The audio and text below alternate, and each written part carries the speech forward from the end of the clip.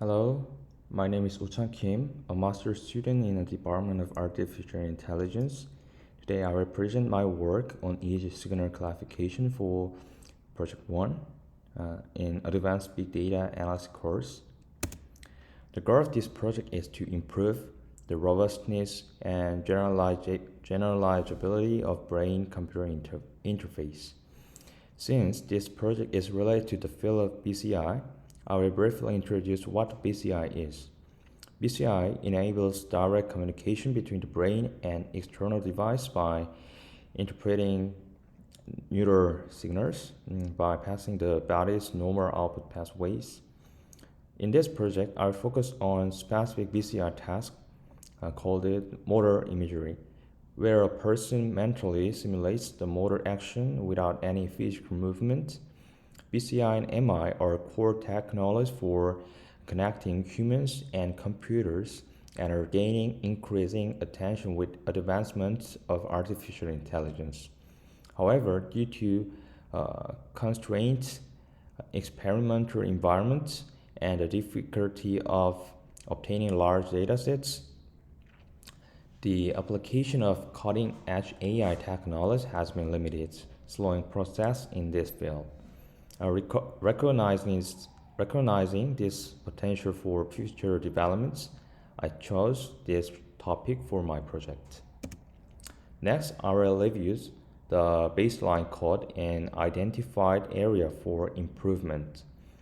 The baseline uses the BCIC dataset, a motor imagery EEG dataset collected from 9 subjects using 22 electron nodes, comprising the total of 288 trials. The dataset contains 4 levels: left hand, right hand, feet, and tongue. The model used is EEGNet, which is built with 3 main layers. The EEG classification pipeline follows 4 sequential stages.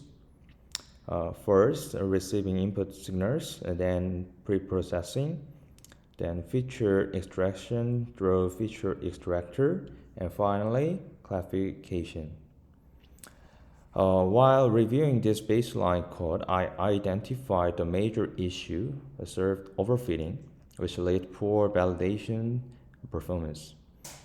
There was a significant accuracy gap of about 30% points between the training and validation sets, clearly indicating overfitting to the training dataset.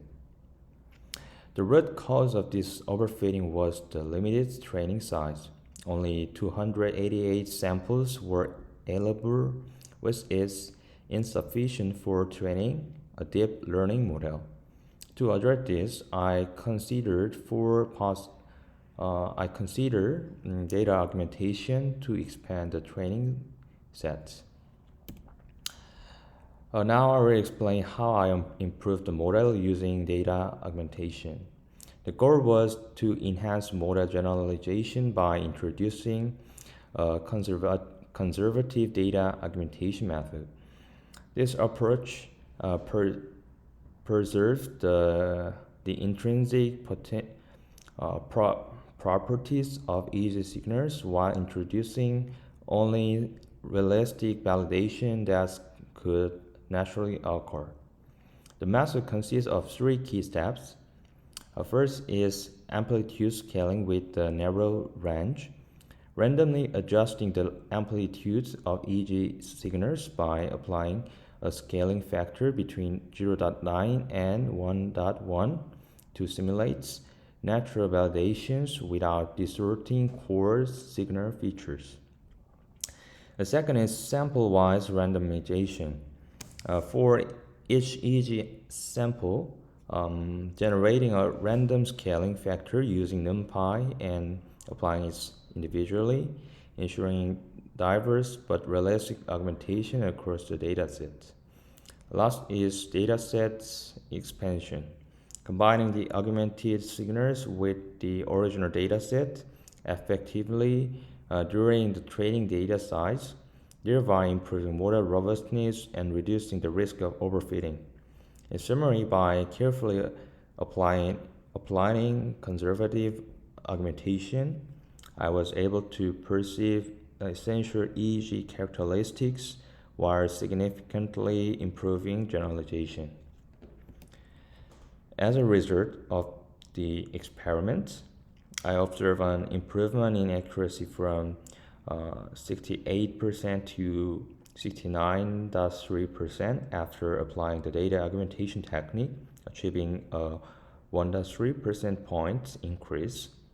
This confirmed that the proposed method effectively enhanced the model's performance. Thank you for listening to my presentation, and if you have any question, you can contact through this email. Thank you.